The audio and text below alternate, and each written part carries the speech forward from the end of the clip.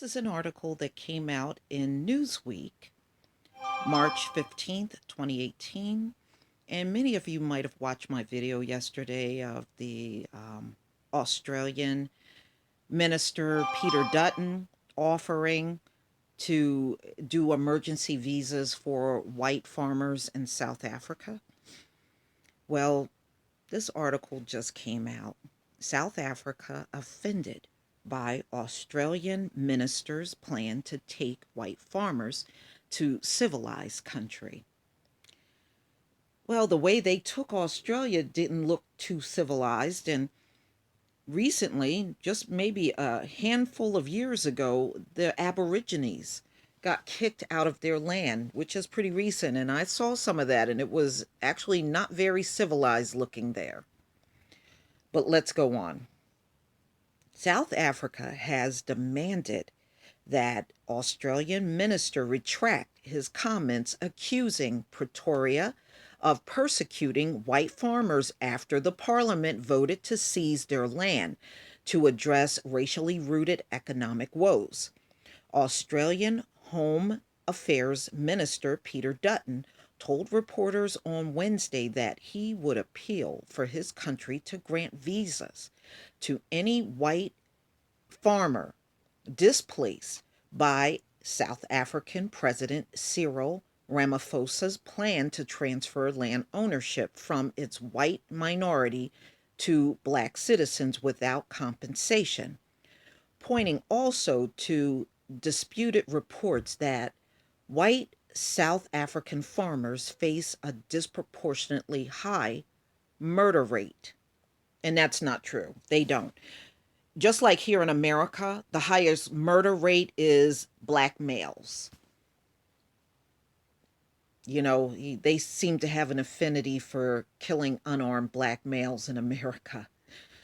All right, moving on. Dutton said it appeared to him that some of the white farmers were being persecuted and needed help from a civilized country like ours. Didn't they send their criminals to Australia? And it was like a prison colony there? Okay, I'm just saying.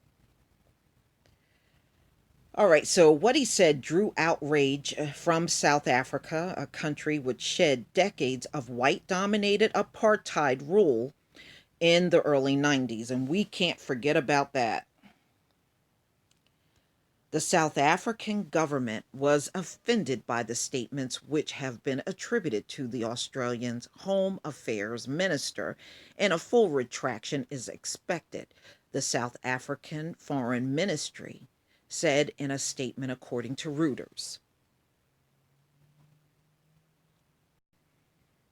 Voices from South Africa's white and black community have accused one another of perpetuating violence against the other.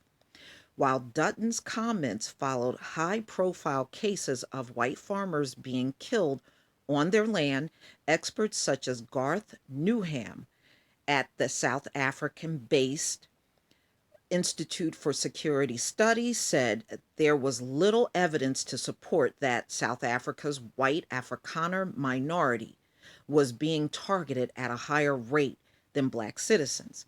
And this is exactly what I was telling you.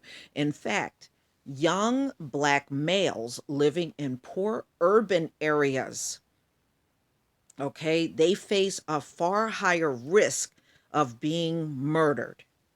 See, ladies and gentlemen, that's a global phenomena, believe it or not, where black males are killed the most. So now, the murder rate. Now listen to this. This is the black males' murder rate.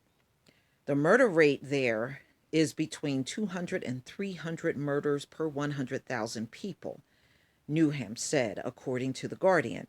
He argued that the highest farm murder rate is 133 per 100,000 people, including both black and white murder victims. So they get killed far less.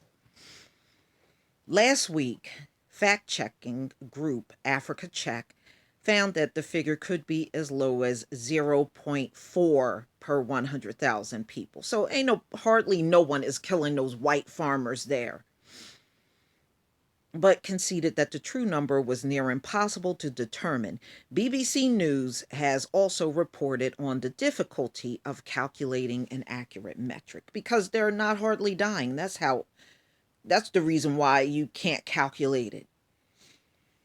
Despite the real number being a matter of debate, South Africans, Afrikaner community has continued to press on and appeal to authorities not only locally but internationally. Yeah, they're talking about their petitions. That's what they're talking about.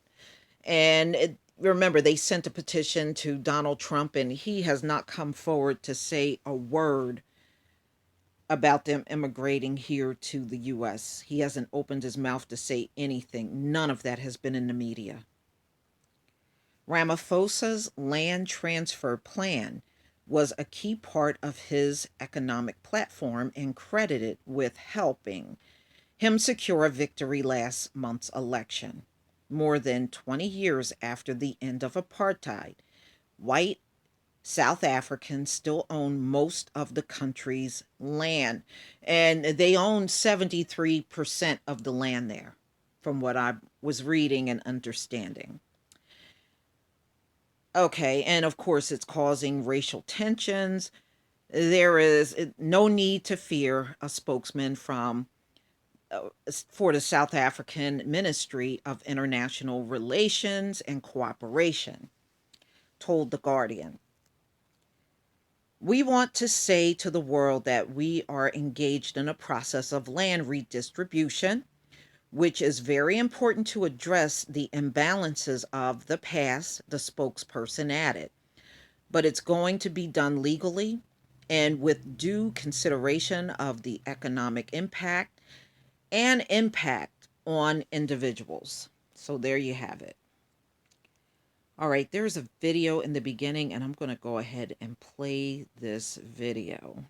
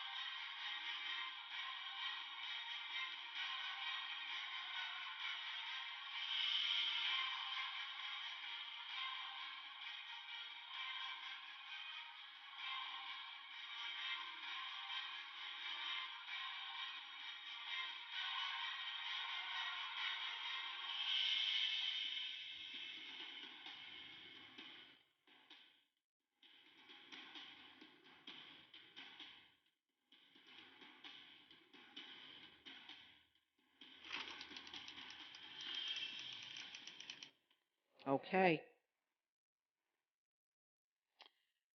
So, as you can see, it looks like the plans are moving on in Africa for this land redistribution to take place, and it's going to happen.